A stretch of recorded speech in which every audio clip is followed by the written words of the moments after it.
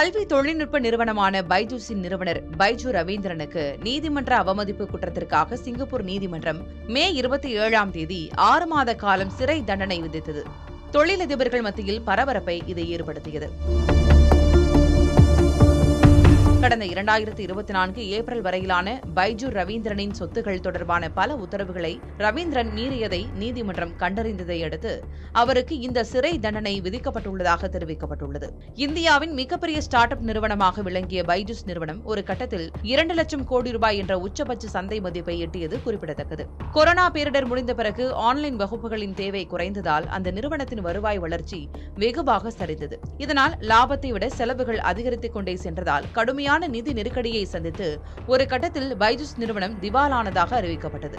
இது பெரும் அதிர்ச்சிக்குரிய ஒன்றாக அமைந்தது. இச்சூழலில் கத்தார் முதலீட்டு வாரியத்தின் துணை நிறுவனமான கத்தார் ஹோல்டிங்ஸ் தொடர்ந்த வழக்கு ஒன்றில் ஏப்ரல் 2024 முதல் பைஜு ரவீந்திரனின் சொத்து விவரங்களை வெளிப்படுத்துமாறு நீதிமன்றம் பலமுறை உத்தரவிட்டது. அந்த உத்தரவுகளை தொடர்ந்து மீறியதாக அவருக்கு 6 மாத கால சிறை தண்டனை விதித்து சிங்கப்பூர் நீதிமன்றம் உத்தரவிட்டுள்ளது. மேலும் வழக்கு செலவாக சுமார் 90,000 சிங்கப்பூர் டாலர்கள், அதாவது இந்திய ரூபாய் மதிப்பில் சுமார் 67 லட்சம் ரூபாய் செலுத்தவும் ஆணையிடப்பட்டிருக்கிறது. இந்நிலையில் ரவீந்திரன் தற்போது சிங்கப்பூரில் இருக்கிறாரா அல்லது வேறு நாட்டில் இருக்கிறாரா என்பது தெளிவாக தெரியாத நிலையில் உடனடியாக அதிகாரிகளிடம் சரணடையவும் உத்தரவு வழங்கப்பட்டிருக்கிறது.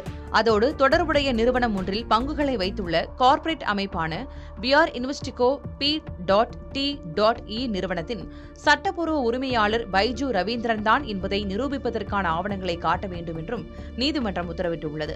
ஏற்கனவே 1.2 பில்லியன் டாலர் கடன் தொடர்பான வழக்குகள் அமெரிக்க நீதிமன்றங்களில் நடைபெற்று வருவதும் குறிப்பிடத்தக்கது.